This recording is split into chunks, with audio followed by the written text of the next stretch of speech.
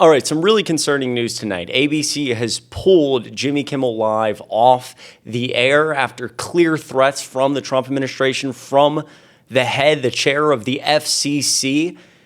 And we're really seeing now this authoritarianism come to power. The party of free speech and small government is now saying, if you don't do what we want, if you don't speak highly of us, if you make fun of us, we will take you off the air. I want to walk through all of this, and I want to start here. These were comments made by Representative Dan Goldman tonight on CNN. Now, Representative Goldman is actually somebody I got to interview before the 2024 election, and I want to be able to play this clip, what he says about a lot of this, and compare it to what he said before. A lot of this relates to Project 2025, the rise of unitary executive theory. These agencies like the FCC, for example, the DOJ, the FBI, these are places that are no longer interested in serving the American public because they've been hyper-politicized, filled with loyalists. They are political arms of the president, right? The FCC is calling Donald Trump saying, what can we do to help you? Well, what could be helpful is if you threaten ABC. And ABC has investors to worry about, stock prices to worry about, and so they're going to say, you know what, we're going to cave to the Trump administration. We don't need any legal trouble. Let's get Jimmy Kimmel off the air. Obviously, a very anti-MAGA voice and somebody who they claim made just disgusting, gross comments surrounding the horrific event with Charlie Kirk, but it's just not true. We'll get into all of it. Let's take a look at this clip first. Actual response by the chairman of the FCC. Yeah, and Donald Trump made it very clear as well in his own social media post at 1 a.m. from England that this was his goal all along. He has the thinnest skin of anyone in America, much less a politician. He cannot take one bit of criticism. And when there is any criticism, he goes after those people one way or another, whether it's through a primary threat if you're a politician, or it's to shut them up if you're a media personality. And the irony here, Anderson, as I stand in the Capitol, is that we have spent years with the House Republicans especially waxing on about the censorship by Joe Biden on social media platforms, going on about how the social media platforms suppressed COVID information. And they became these free speech absolutists only though when the speech is to their liking. And that is exactly what is barred by the First Amendment. I hope Jimmy Kimmel sues the heck out of everyone, but more importantly, I hope America wakes up to see what is going on. This is a coordinated attack on our fundamental values, the rights that are in the Constitution, and everything that we stand for. And it's using the DOJ with Chris Krebs and Miles Taylor. It's using the threat of not approving a merger or of taking a broadcast license away. And it cannot be allowed anymore. And it's got to come from the people. The American people need to recognize what's going on and rise up and object to this. So beautifully said. It's time to meet the moment, but also for people to understand where we're at with a lot of these things. Referencing, the threat of mergers, or IPOing a company. Think about it like this. If you or I were successful enough right now to have a company that we wanted to IPO, and you were an anti-Trump voice, you posted on the internet about it. If you submitted that to the SEC, say, I want to IPO my company. No. Why? Because we made a phone call to the Trump administration, and the Trump administration said, you're not really helpful to us, so let's not do that. And that's terrifying, right? That is a terrifying thing. Let me compare this. This was at the DNC in Chicago during the election season, obviously, in 2024. And again, I was grateful enough to have the opportunity to talk to Representative Goldman and listen to what he says about this. Question. What do you want the American people to know about Donald Trump? You have some experience with this, going through impeachment inquiries, being in New York. Well, what would you want the American people to know, someone maybe my age? Well, yeah, you're right. I led the first impeachment investigation of Donald Trump. I got to know him very, very well. And the one thing I want everybody to know is that he means what he says.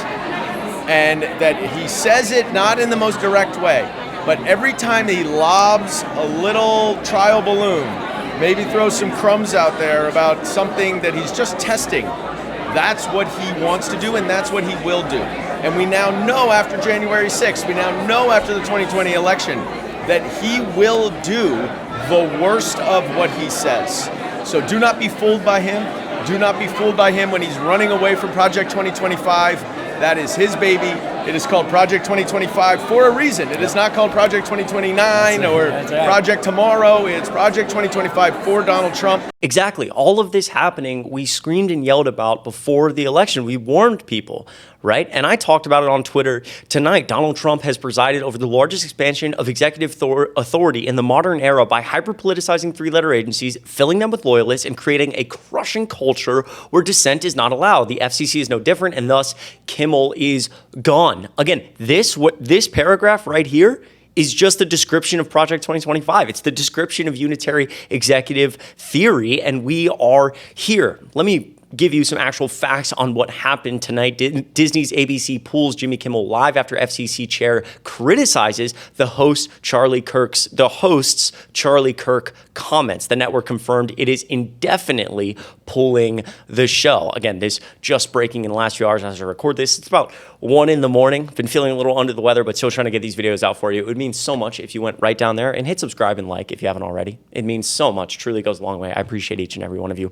Disney's ABC said Wednesday it has pulled Jimmy Kimmel Live off the air indefinitely following the late night host comments Monday about the motivations of the man who authorities say fatally shot conservative activist Charlie Kirk. During his monologue Monday night, Kimmel criticized Republicans for how they responded to Kirk's killing. And this is really interesting to me in this entire conversation that we're having right now about this. People, again, understandably incredibly concerned, screaming and yelling and saying, what the hell is happening in this country? What is happening in the First Amendment? As you talk to your friends and family about this or have discourse online, please remember to zoom out a little bit and actually talk about what Jimmy Kimmel said that was supposedly so awful to get him suspended indefinitely. Quote, "The MAGA gang is desperately trying to characterize this kid who murdered Charlie Kirk as anything other than one of them and doing everything they can to score political points from it."